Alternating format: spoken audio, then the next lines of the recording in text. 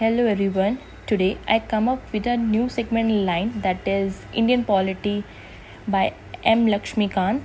ये मेरी 5th addition है. ये मैंने अपने सेकेंड ईयर के दौरान ली थी क्योंकि मैं काफ़ी ऑब्सेस थी पॉलिटी से और मुझे पढ़ने का बहुत मन था, तो मैंने अपने सेकेंड ईयर में ले ली थी ये किताब. और अब मैं 3rd ईयर में हूँ, तो मुझे इनिशियली बहुत प्रॉब्लम हुई. तो सबको प्रॉब्लम होती है इनिशियल स्टेज में. इंडियन पॉलिटी है, थोड़ी लैंग्वेज लीगल है, बट इस किताब की तो थोड़ी कम लीगल है और अंडरस्टैंडेबल है. तो किस सीक्वेंस में हमें इस बुक को पढ़ना चाहिए और रिवीजन करनी चाहिए, इसलिए मैं ये वीडियो लेकर आई हूँ जो कि छोटी सी होगी. पहले हमें शुरुआत करनी चाहिए प्रेसिडेंट, वाइस प्रेसिडेंट, गवर्नर, जो कि इन तीनों को समझने के बाद हमें इमरजेंसी प्रोविजंस पे जाना चाहिए, क्योंकि प्रेसिडेंट, गवर्नर और वाइस प्रेसिडेंट का रोल रहता है इमरजेंसी प्रोविजंस में.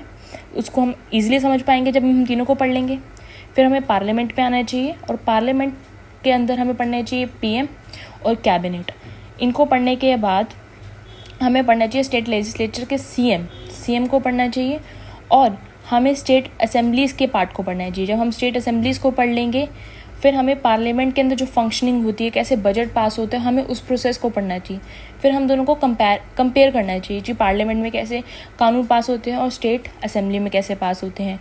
फिर हमें स्टेट काउंसिल को पढ़ना चाहिए और state council of ministers Rajya Sabha को भी पढ़ना चाहिए साथ ही, जिससे कि हम कंपैरेटिव व्यू ले सकें.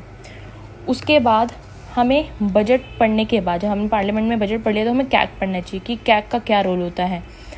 उसके बाद हमने पार्लियामेंट पढ़ लिया, उसको जब ये 2 पार्ट कंप्लीट हो जाएंगे तो हमें इसे रिवाइज़ करना चाहिए और पार्लियामेंट को प्रॉपर्ली करना चाहिए, क्योंकि इसके अंदर ही सिर्फ 100 पेजेस कवर हो जाते हैं. सबसे 2 ही बल्क चैप्टर्स हैं लक्ष्मीकांत में, तो स्टेट असेंबलीज मतलब स्टेट लेजिस्लेचर और पार्लियामेंट.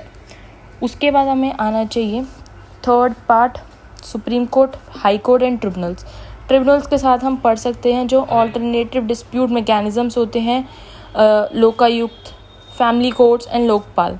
हमें इनको साथ पढ़ लेना चाहिए. उसके बाद हमारा 5th पार्ट आता है attorney general with advocate general, क्योंकि हम इसमें भी हम कंपैरेटिव व्यू ले सकते हैं और इनके रोल समझ सकते हैं. उसके बाद यूपीएससी एंड सीपीएससी और फिर जॉइंट सर्विस पब्लिक कमीशन भी साथ पढ़ सकते हैं, क्योंकि ये भी रिलेटेड है आपस में. उसके बाद आता है हमें फाइनेंस कमीशन पढ़नी चाहिए और नीति आयोग और नेशनल डेवलपमेंट काउंसिल. उसके बाद हमें आना चाहिए, क्योंकि हम इससे एक फाइनेंशियल रिलेशन पता चल जाते हैं स्टेट और सेंटर के बीच में. तो इससे जब इन तीनों को करने के बाद हमें स्टेट एंड सेंट्रल रिलेशंस के टॉपिक पे आ जाना चाहिए. फिर आता है हमारा इलेक्शन कमीशन. इलेक्शंस में क्या रहता है, एंटी डिफेक्शन कैसे होता है, इलेक्शन कमीशन में कैसे लोग चुने जाते हैं, क्या क्वालिफिकेशन और क्या उनकी अपॉइंटमेंट है, क्या रीअपॉइंटमेंट है. फिर हमें SC, ST, women, CVC, in sector के बारे में एक ही साथ पढ़ लेना चाहिए. ये ज़्यादा मतलब काफ़ी ट्रिविया नहीं है, इसमें ईजिली अंडरस्टैंडेबल है, तो इसको हम एक साथ में रख लिया इस बॉक्स में. फिर फंडामेंटल DPSP मैंने लास्ट में इसलिए रखा है क्योंकि ईजिली हमने कहीं ना कहीं पढ़े ही होते हैं और ये हमारे माइंड में रहते हैं और इनको समझना ईजी है, क्योंकि अगर आपने एक ओवरव्यू ले चुके हो, आप पहले ही आप काफ़ी हद तक पार्लियामेंट, स्टेट असेंबलीज कवर कर चुके हो.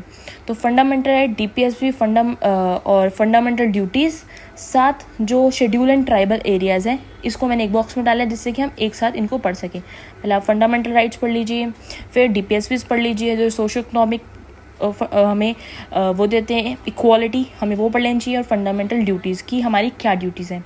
फिर हमें शेड्यूल एंड ट्राइबल एरियाज़ के लिए जो 5th और 6th शेड्यूल है वो पढ़ना है. Then we can jump on to Jammu and Kashmir administration कैसे चल रही है और आगे इलेक्शंस की जो डिलिमिटेशन कमीशन आई है जो रिसेंट है वो भी हमें पढ़ना है. इसके साथ उसके हमें पंचायती राज एंड म्यूनिसिपैलिटी, वेरी इंपॉर्टेंट, ये तो हमें पढ़ना ही पढ़ना है. ये तो मेंस में रहता ही रहता है और हमें ये इसके बाद हमें ये पढ़ लेना चाहिए. उसके बाद अगर कुछ बच जाए तो हम उसको भी कवर कर सकते हैं. जैसे अगर मैंने इस वीडियो में कुछ ना कवर किया हो, लाइक सिटीजनशिप, आप उसको सिर्फ ओवरऑल रीड मार लीजिए, तो इम्पॉर्टेंट नहीं है सिटीजनशिप, सिटीजन को रीड मार लीजिए. और हिस्टोरिकल बैकग्राउंड, वो भी एक अच्छा रीड मारने वाला है. एक बार आपके दिमाग में बैठ गया तो वो भी आपको समझ आ जाएगा. और उसके बाद रिवीजन आपने करनी है रिवर्स मोड में. जैसे आप स्टार्टिंग में गए थे, अब आपने रिवर्स मोड में पीछे से आपने रिवीजन करते हुए जाना है. I think this is the best way और effective way to complete the book and revise the book. Hard work का कोई सोल्यूशन नहीं होता है,